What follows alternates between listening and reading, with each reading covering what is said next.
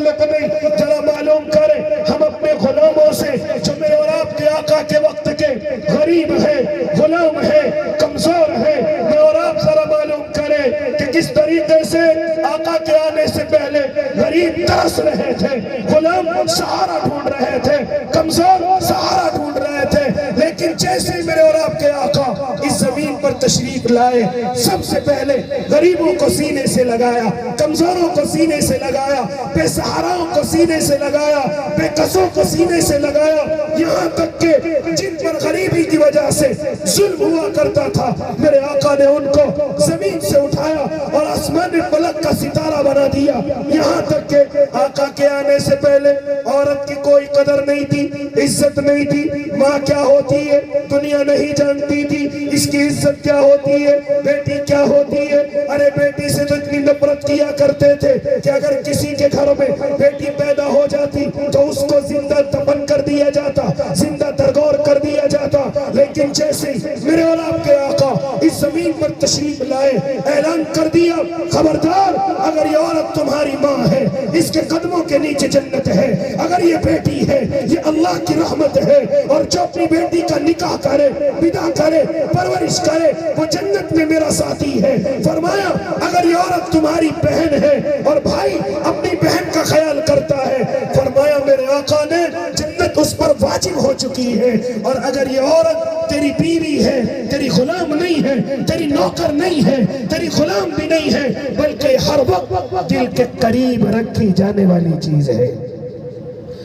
صاف اعلان کر دیا میرے اور آپ کے آقا نے, ورنہ آقا کے آنے سے پہلے غریبوں کی کوئی قدر نہیں, کمزوروں کی کوئی قدر نہیں. آؤ ہم ذرا معلوم کریں حضرت بلال حبشی سے. کون ہے حضرت بلال حبشی؟ ہاں حبشے کے رہنے والے, کالے کلوٹے ہیں, مکے کے غلام ہیں, غریب ہیں, خاندان کوئی نہیں جانتا. جانتے ہو ایک مرتبہ معلوم کیا گیا, اے بلال تم اللہ کے نبی کے اتنے بڑے عاشق کیسے ہو گئے, اتنے بڑے دیوانے کیسے ہو گئے, اے بلال بتاؤ تو صحیح. حضرت بلال کہنے لگے ارے اس ذات کا عاشق کیسے نہ ہوتا کہ ہم غلاموں کو جینے کا سلیقہ سکھا دیا, ہم غلاموں کو زمین سے اٹھایا, آسمان فلک کا ستارہ بنا دیا.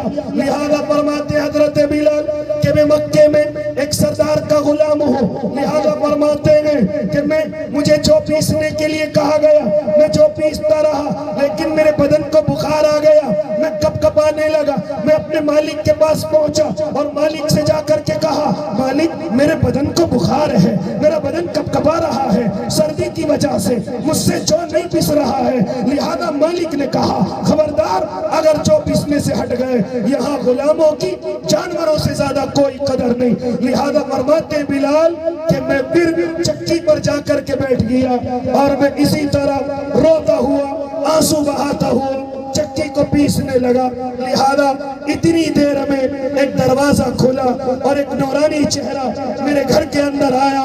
جیسے وہ اندر آیا سیدھا میرے پاس آیا, میرے آنسوؤں کو دیکھا اور دیکھ کر کے کہا او اللہ کے بندے تیری آنکھوں میں آنسو کیوں ہے, تو رو کیوں رہا ہے, تو تڑپ کیوں رہا ہے. کہا کہ جاؤ یہاں کوئی غریبوں کا خیال کرنے والا نہیں, کمزوروں کا کوئی خیال کرنے والا نہیں, غلاموں سے کوئی ہمدردی کرنے والا نہیں, لہذا جاؤ. لیکن وہ نہیں گئے اور کہتے بتلاؤ تو صحیح آخر کیوں رو رہے ہو. بلال کہتے ہیں میں نے کہا مجھے بخار ہے.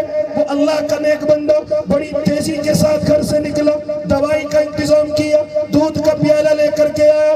بلال کہتے ہیں میں نے دوائی کو کھایا اور دودھ کے پیالے کو پی لیا. لہذا اب وہ اللہ کا بندہ مجھ سے کہہ رہا ہے نورانی چہرہ جاؤ جا کر کے آرام کرو. میں نے کہا ستو کون پیسے گا, ہاں اس چکی کو کون چلائے گا. کہا جاؤ اللہ کے بندے تم جا کر کے آرام کرو, اس چکی کو میں پیسوں گا. لہذا بلال کہتے ہیں میں جا کر کے آرام سے لیٹ گیا. ایک وقت ہو گیا وہ نورانی چہرہ چکی پیستا گیا, دوسرا وقت ہو گیا چکی پیستا گیا, تیسرا وقت ہو گیا, یہاں تک کہ جب میرے بدن کو سکون ہوا, افاقہ ہوا, میں گھر سے نکل کر کے آیا, میں اٹھ کر کے آیا. ہاں میں نے دیکھا کہ وہ نورانی چہرہ اب بھی چکی کو پیس رہا ہے. میں قریب پہنچا اور کہا جاؤ میرے بدن کا بخار ختم ہو گیا, اب تم جا سکتے ہو. لہذا وہ اٹھ کر کے چلنے لگے. میں نے کہا وہ جانے سے پہلے نام تو بتلا جاؤ. चुनाचे उन्होंने मुस्कुरा करके कहा, मैं कोई और नहीं, मैं मोहम्मद अरबी सल्लल्लाहु अलैहि वसल्लम हूँ। ये कौन है? गुलामों की कदर करने वाले, गुलामों को इज्जत देने वाले, और खाली तन्हाई की गुफ्तगू नहीं। आप कहेंगे ये तो तन्हाई की गुफ्तगू है, कोई देखने वाला नहीं था इसलिए इज्जत करके दिखाई। आओ तुम्हें लेकर के चलो, ओ अल्लाह के नेक बंदो, ओ इस्लाम को जानने वालों, जब मेरे और आपके आका मक्का के अंदर फतह के साथ दाखिल हो रहे थे, उलमा मौजूद है और ये नगमा ज़बान पर था, इन्ना फतहना लक फतहम मुबीना, ये नगमा मेरे आका की ज़बान पर था। आप मक्के के करीब पहुंचे, जब आप मक्के को फतह कर चुके तो उस वक्त में अल्लाह का नाम बुलंद करना है। कौन अल्लाह का नाम बुलंद करेगा? आज मक्का इस्लाम के हाथों में है, आज मक्का मोहम्मद अरबी के हाथों में है, और फतह की इशारा अल्लाह की अजान से होता है। कौन देगा अजान? कौन नाम बुलंद करेगा मेरे अल्लाह का? तो मेरे आका की नजर दौड़ी, आपके रिश्तेदार अबू बकर भी है, नजर आगे बढ़ गई, आपके लगते जिगर, आपके नूरे नजर हजरत उमर भी है, नजर आगे बढ़ गई, आपके दामाद हजरत उस्मान भी है, नजर आगे बढ़ गई, आपके दामाद हजरत अली भी है, नजर आगे बढ़ गई, मालदार सहाबी हजरत अब्दुर्रहमान भी है, लेकिन नजर आगे बढ़ गई, जाकर के हजरत बिलाल के चेहरे पर रोकी, ओ बिलाल सबके अंदर से निकल करके आ जाओ, अल्लाह के नबी करना क्या है? तो मेरे आका ने कहा, बिलाल काबे की छत पर चढ़ जाओ और अल्लाह का नाम बुलंद करो। हजरत बिलाल कहते या नबी अल्लाह, इन बड़े लोगों के सामने मैं गुलाम क्या अच्छा लगूंगा काबे की छत पर? फरमाया, जिस शरीयत को मैं लेकर के आया हूँ उसमें कोई न आका है, न गुलाम है, न गरीब है, न मालदार है, न अरबी है, न अजमी है, इस शरीयत में सब के सब बराबर है। बिलाल हम तुम्हें कह रहे हैं, चढ़ो काबे की छत पर। हजरत बिलाल अपने जूते उतारने लगते हैं। मेरे आका ने फरमाया,